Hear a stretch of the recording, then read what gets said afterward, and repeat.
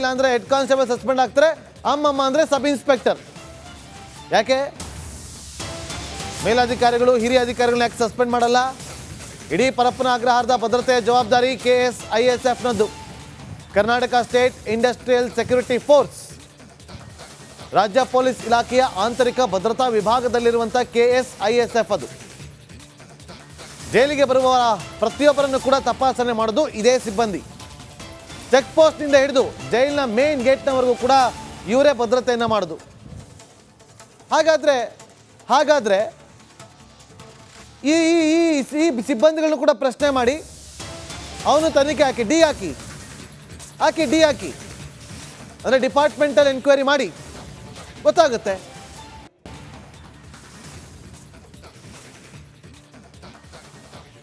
ಮತ್ತಷ್ಟು ಮಾಹಿತಿಯನ್ನು ಕೊಡೋದಕ್ಕೆ ನಮ್ಮ senior crime reporter Sunil Dharmasthala ಈಗ ಲೈವ್ನಲ್ಲಿ ಜಾಯ್ನ್ ಆಗಿದ್ದಾರೆ. ಸುನಿಲ್, ಈಗ ನೋಡಿ, ಒಂದು ಕಡೆ ಕಾರಾಗೃಹ ಪ್ರಿಸನ್ ಡಿಪಾರ್ಟ್ಮೆಂಟ್ ಅಂತ ಇರುತ್ತೆ, ಆದರೆ ಅದನ್ನು ಭದ್ರತೆ ಅಂತ ಕಾಯುವಂಥದ್ದು ಬೇರೆದೇ ಸಿಬ್ಬಂದಿಗಳಿರ್ತಾರೆ. ಆದರೆ ಇಲ್ಲಿ ಪ್ರಶ್ನೆ ಉದ್ಭವ ಆಗೋದು ಸುನಿಲ್, ಇಂಥ ಒಂದು ಆರೋಪಗಳು ಕೇಳಿ ಬಂದಾಗ, ಅಕ್ರಮಗಳು ಬಯಲಿಗೆ ಬಂದಾಗ ಯಾಕೆ ಕೆಳ ಹಂತದ ಸಿಬ್ಬಂದಿಗಳನ್ನು ಸಸ್ಪೆಂಡ್ ಮಾಡ್ತಾರೆ? ಮೇಲಧಿಕಾರಿವರೆಗೂ ಕೂಡ ಯಾಕೆ ಹೋಗೋದಿಲ್ಲ? ಯಾಕೆ ಭಯನ?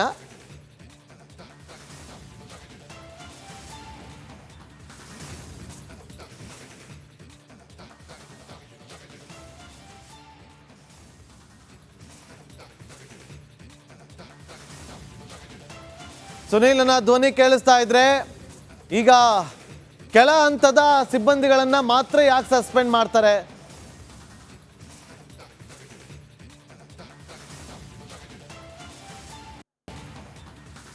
ಮತ್ತೊಮ್ಮೆ ಸಂಪರ್ಕ ಮಾಡ್ತೀವಿ ನಮ್ಮ senior crime reporter Sunil Dharmasthala ಮಾಹಿತಿಯನ್ನು ಕೊಡ್ತಾರೆ. ಈ ನಮಗೆ ಚೆನ್ನಾಗಿ ಗೊತ್ತಿದೆ, ಬೆಂಗಳೂರು ಸೌತಲ್ಲಿ ಒಬ್ಬರು ಹರೀಶ್ ಪಾಂಡೆ ಅಂತಿದ್ರು, DCP ಆಗಿ ಅಧಿಕಾರಿಯೊಬ್ಬರು.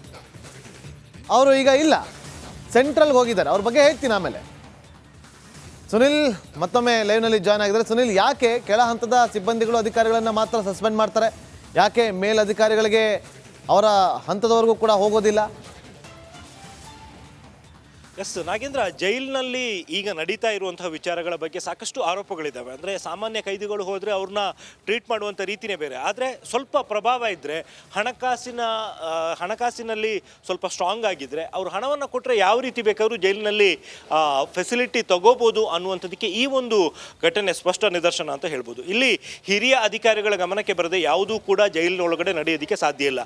ಕೇವಲ ಕೆಳ ಹಂತದ ಅಧಿಕಾರಿಗಳು ಮಾತ್ರ ನಿರ್ಧಾರ ಮಾಡಿದರೆ, ಯಾರೋ ಒಬ್ಬ ಸಣ್ಣ ಪುಟ್ಟ ಕೈದಿಗೆ ಏನೋ ಒಂದು ಹೆಲ್ಪ್ ಮಾಡ್ಬೋದು ಅನ್ನುವಂಥದ್ದು ಬಿಟ್ಟರೆ ಇಷ್ಟರ ಮಟ್ಟಿಗೆ VVIP ಟ್ರೀಟ್ಮೆಂಟ್ ಕೊಡೋದಕ್ಕೆ ಖಂಡಿತ ಸಾಧ್ಯ ಆಗಲ್ಲ. ಆದರೆ ಇದೀಗ ಗೃಹ ಇಲಾಖೆ ಕಡೆಯಿಂದ ಬಂದಿರುವಂಥ ಮಾಹಿತಿ ಪ್ರಕಾರ 7 ಜನರನ್ನು ಸಸ್ಪೆಂಡ್ ಮಾಡಲಾಗಿದೆ ಅನ್ನುವಂಥದ್ದು. ಅದರಲ್ಲಿ ಜೈಲರ್ಗಳು ಮತ್ತು ಹೆಡ್ ವಾರ್ಡನ್ಗಳು ಇರುವುದು. ಆದರೆ ಇವರಿಗಿಂತ ಮೇಲಿನ ಹಂತದಲ್ಲಿ ಇರುವಂಥ ಅಧಿಕಾರಿಗಳು ನೇರವಾಗಿ ಇದರಲ್ಲಿ ಇನ್ವಾಲ್ವ್ ಆಗದ ಹೊರತು ಖಂಡಿತವಾಗಿಯೂ ಕೂಡ ಈ ರೀತಿ ಒಂದು ಫೆಸಿಲಿಟಿಗಳನ್ನು ಪಡ್ಕೊಳ್ಳೋದಕ್ಕೆ ಯಾವುದೇ ಕಾರಣಕ್ಕೂ ಕೂಡ ಸಾಧ್ಯ ಆಗಲ್ಲ. ಸದ್ಯಕ್ಕೆ ಪ್ರಾಥಮಿಕ ತನಿಖೆ ವೇಳೆ ಇವರ ಬಗ್ಗೆ ಮಾಹಿತಿ ಸಿಕ್ಕಿತ್ತು, ಅಂದರೆ ಇವರ ಇನ್ವಾಲ್ವ್ಮೆಂಟ್ ಇದೆ ಅಂತ ಗೊತ್ತಾಗಿ ಸಸ್ಪೆಂಡ್ ಮಾಡಲಾಗಿದೆ ಅನ್ನುವಂಥದ್ದು ಮಾಹಿತಿ ಇರುವಂಥದ್ದು. ಆದರೆ ಹಿರಿಯ ಅಧಿಕಾರಿಗಳ ಮೇಲೆ ಯಾಕೆ ಕ್ರಮವನ್ನು ತಗೋತಾ ಇಲ್ಲ ಅನ್ನುವಂಥದ್ದು ಒಂದು ಪ್ರಶ್ನೆ. ಆದರೆ ಮತ್ತೊಂದು ಕಡೆಯಲ್ಲಿ ಇಡೀ ಜೈಲಿನ ಭದ್ರತೆಗೆ ಸಂಬಂಧಪಟ್ಟಂತೆ ಕರ್ನಾಟಕ ಸ್ಟೇಟ್ ಇಂಡಸ್ಟ್ರಿಯಲ್ ಸೆಕ್ಯೂರಿಟಿ ಫೋರ್ಸ್ನ ಅಧಿಕಾರಿ ಮತ್ತು ಸಿಬ್ಬಂದಿ ಉಸ್ತುವಾರಿಯನ್ನು ವಹಿಸಿರುವಂಥದ್ದು. ಸ್ಟಾರ್ಟಿಂಗ್ ಒಂದು ಚೆಕ್ ಪೋಸ್ಟ್ ಸಿಗುತ್ತೆ, ಅದಾದ ನಂತರ ಜೈಲಿನ ಮೇನ್ ಗೇಟ್ ಸಿಗುತ್ತೆ, ತದನಂತರ ಜೈಲಿನ ಒಳಗಡೆ ಹೋಗಬೇಕಂದ್ರೂ ಕೂಡ ಅಲ್ಲೂ ಕೂಡ ಇದೇ ಇಂಡಸ್ಟ್ರಿಯಲ್ ಸೆಕ್ಯೂರಿಟಿ ಫೋರ್ಸ್ನ ಸಿಬ್ಬಂದಿ ಇರ್ತಾರೆ. ಅವರು ಪ್ರತಿಯೊಬ್ಬರನ್ನು ಕೂಡ ತಪಾಸಣೆ ಮಾಡಿ ಒಳಗಡೆ ಬಿಡ್ತಾರೆ. ಹಾಗಿದ್ದಲ್ಲಿ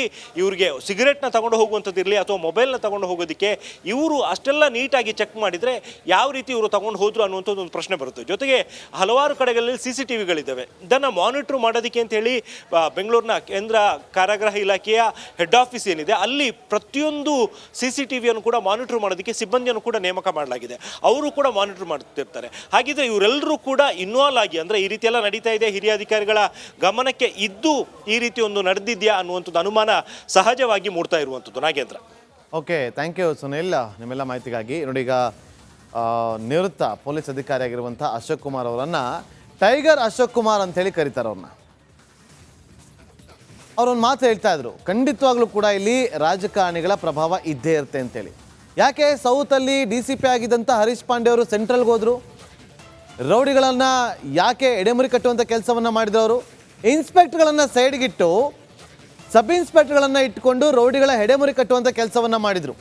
ಈ ಬಿಟ್ಕಾಯಿನ್ ವಿಚಾರವಾಗಿ ಅವರು ಸಾಕಷ್ಟು ಪ್ಲಾನಿಂಗನ್ನು ಮಾಡಿದರು. ಅದನ್ನು ಎಕ್ಸಿಕ್ಯೂಟಿವ್ ಮಾಡ್ತೀವಿ ಅಂತ ಹೋದರು, ಟ್ರಾನ್ಸ್ಫರ್.